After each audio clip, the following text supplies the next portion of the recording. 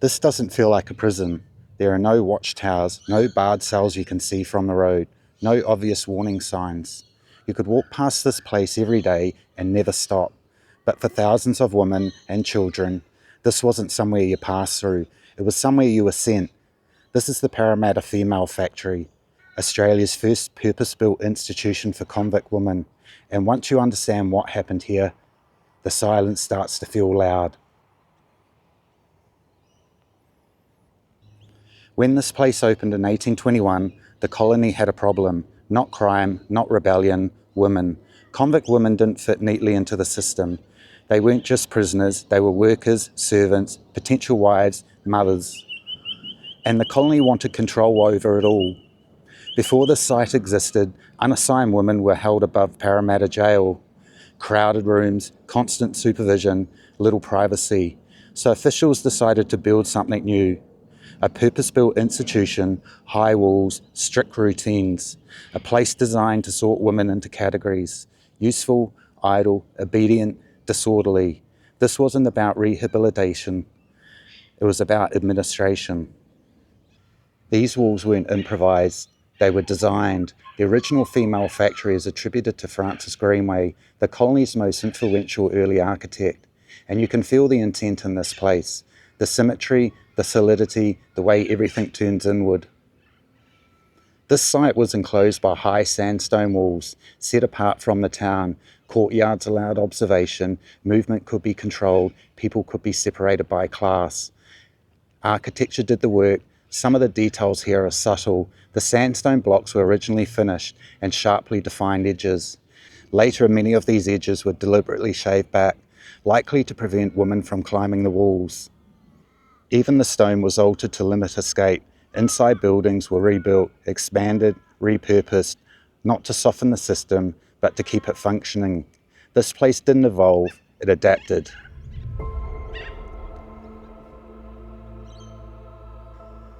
Inside these walls, women were classified: first class, second class, and third class. Your class decided what you ate, where you slept, the work you were given, the punishment you received. Some women were assigned out as domestic servants, others spun wool and sewed clothing for the colony. And then there was punishment: hard labour, breaking stones, carrying heavy loads. Work designed to exhaust the body. From the mid-1820s, women in the prison class had their heads shaved. Not for hygiene, not for safety, but for humiliation. Hair meant identity, dignity. It was taken publicly, and in the one grim detail, the hair was later sold, a small administrative act that turned humiliation into profit. Internally, much of what survives today has been altered, floors replaced, ceilings renewed, fittings modernised. But that erasure is part of the story too, because institutions like this weren't designed to preserve memory, they were designed to reset people.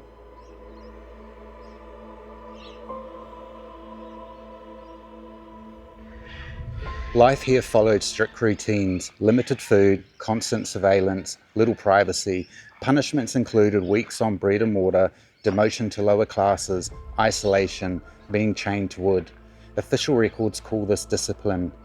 But between the lines you can see survival, women talking back, refusing work, finding small ways to resist, not loudly, not heroically, quietly. Records talk about order, but resistance often lives where records go quiet. Survival here wasn't dramatic, it was sustained.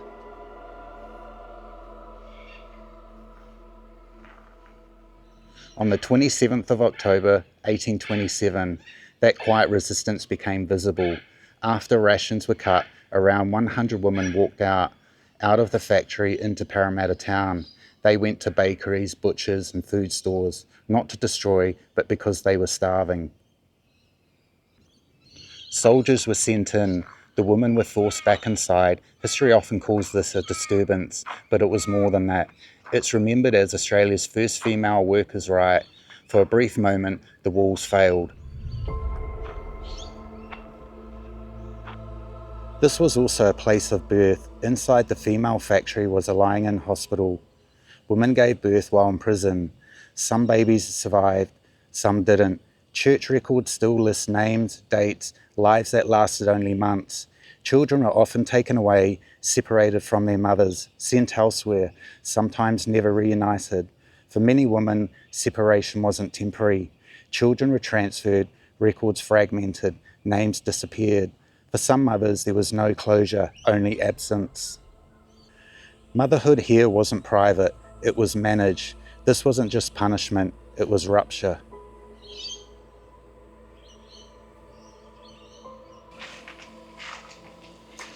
When convict transportation ended, this place didn't shut down, it changed purpose. In 1848, the buildings became an asylum for the lunatic and the invalid.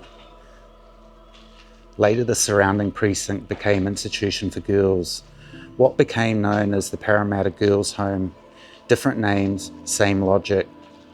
People placed here because society didn't know what to do with them. Buildings were reused, stone was recycled, walls remained. Even the clock believed to be a gift from King George IV was relocated, reset and kept ticking. Time was always measured here, regulated, observed and enforced. From 1821 into the 1970s, this ground and its buildings were in continuous institutional use. More than a century and a half of institutional control, this place never stopped being useful to the state.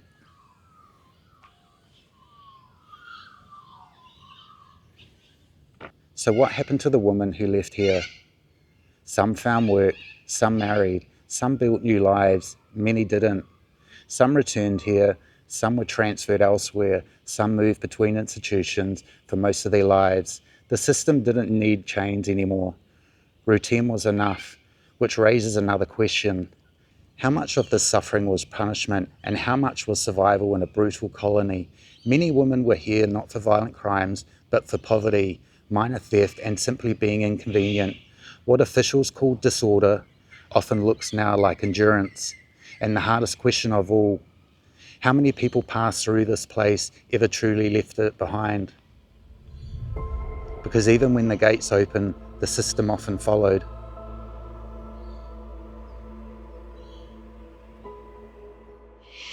Today this place is quiet, grass grows, birds move through the trees, people pass by. But these walls remember, not through legends, but through repetition, and how easily institutions persist, and how slowly harm dissolves, and how long people can be confined without being heard. This place isn't just history, it's a reminder of what happens when control replaces care and efficiency replaces compassion. The walls still stand and they're still waiting to be understood.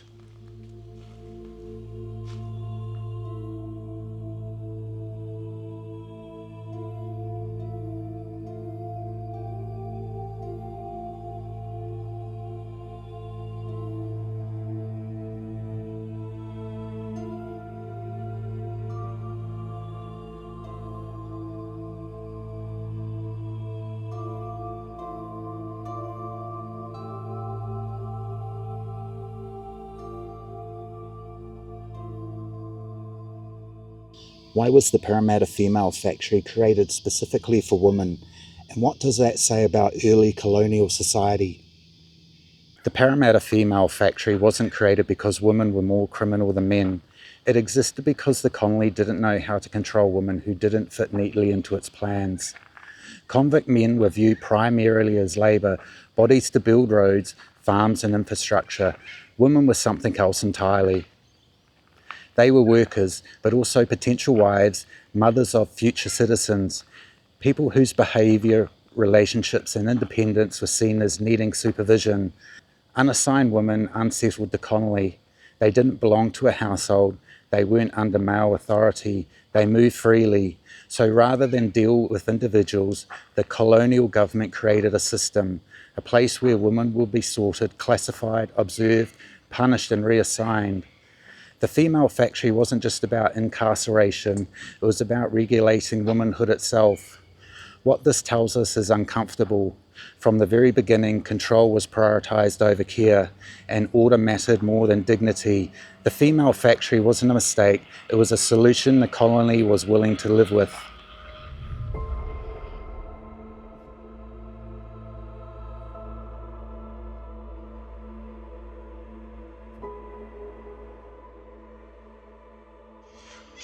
Why do places like the Parramatta Female Factory continue to feel unsettling today? Because places remember patterns, not ghosts in the dramatic sense, but repetition.